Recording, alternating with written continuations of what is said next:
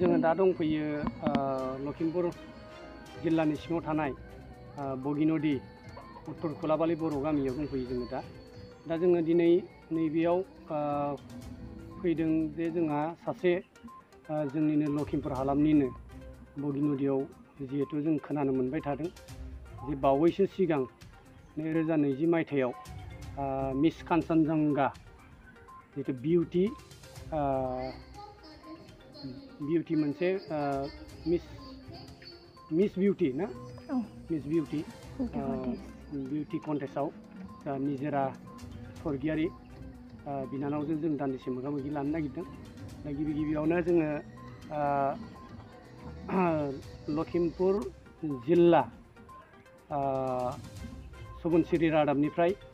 सुबुनसिरि रादाब आरो प्राइम 24 हेडलाइन्सनिफ्राय गिबियावनो जोङो निजोरा बिनानावखौ जों बरायग्रोनानै लाबाय। जोङो दा बिनानावनिसिम मोननैसो सोंथि सोंनो नागिरदों। दा गिबियावनो नोंथांनि सिनायथिखौ होग्रोनो खावलायबाय। खुलुमबाय, आंनि मुङा थरायना निजोरा स्वर्गियारि। आङो लखिमपुर जिल्ला बगिनदिनि उत्तर खोलाबालि गामिनि।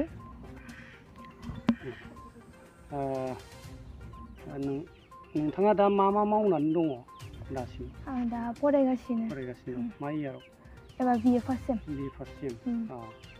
दा जोङो खोनाना मोन्दों बावैसो 2020 मायथाइयाव मिस कान्चनजंगा होननाय बे मोनसे बिउटि फेशन श' बेयाव उइनार हिसाबै मोनदों होनना खोनादों।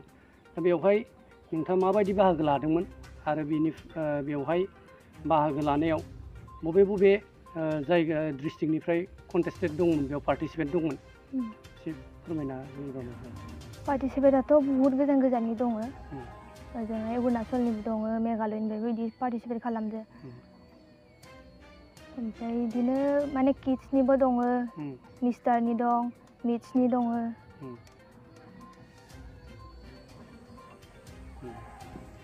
दा बेवहाय नोङो सिगाङावनो सानदोंमोन नामा जे बेफोरबायदि नोङो मिस इन्डिया बा मिस बिउटि जितु फेशन श' बेवहाय सिगाङावनो एम दंखायोमोन नामा नोंहा बिनि बागै, जेनेबा बेवहाय बाहागो लानायनि सायाव? आंनाथ' बिदि जेबो एम गैयामोन, मोसानायावल' एसे बिदि इन्टारेस्ट दंमोन आरो। ओमफ्राय जेथिया आं फार्स्ट इयार पास जानानै हस्टेल थाहैबाय, होमबा हस्टेलाव बिदिनो आब' सासे दं, माने सिनियर जायो आंनि। बियो आंखौ बिदिनो पार्टिसिपेट खालामनो थिनदो आरो। हागोन नोङो, माने बिदि फिगाराबो मोजां बनायना नाय बिदि होनबाय थादोंमोन आरो। होमबानो फार्स्ट टाइम आं खालामदो आरो। बे पार्टिसिपेन्टआव ओरैनो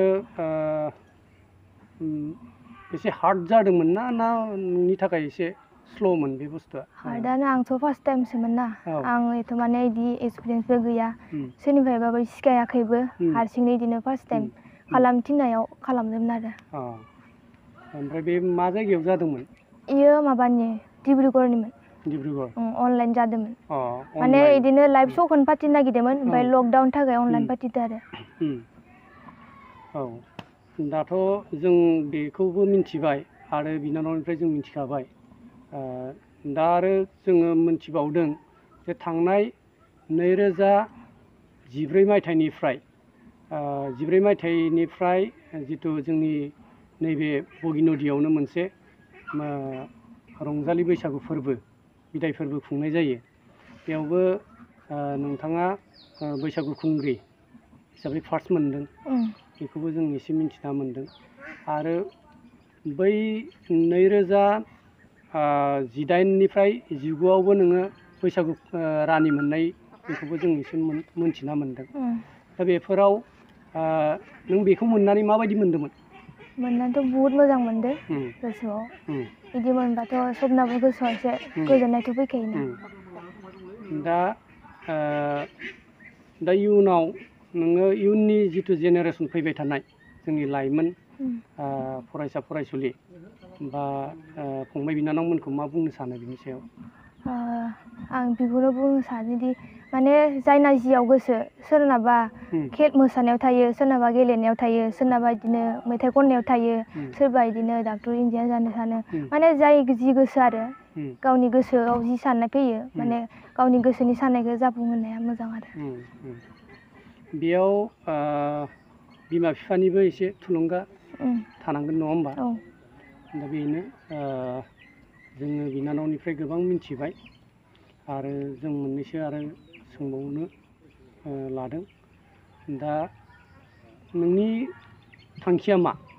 थांखियाथ' उनाव जाफुंबा मिथिगोन समबो, बुंथ'ला आरो आं दा इखो। गैथ'आ। जों नुबाय जे बिनानावा जोबोद नाजानायनि गेजेरजों फरायनायजों लोगोसे दिनै मोनफ्रोमबो आयदायावनो मोसानायनिफ्राय हमनानै डान्सनिफ्राय हमनानै दिनै फेशन श'निफ्राय हमनानै गासिबो माबायावनो बाहागो लानानै दिनै जोंनि लखिमपुर हालामनि नैबे बगिनदियाव जोबोद मोजाङै मोनसे जाखांबोनाय उन्दै उन्दै फंबाय बिनानावमोन लाइमोनफोरखौ थुलुंगा होबोदों।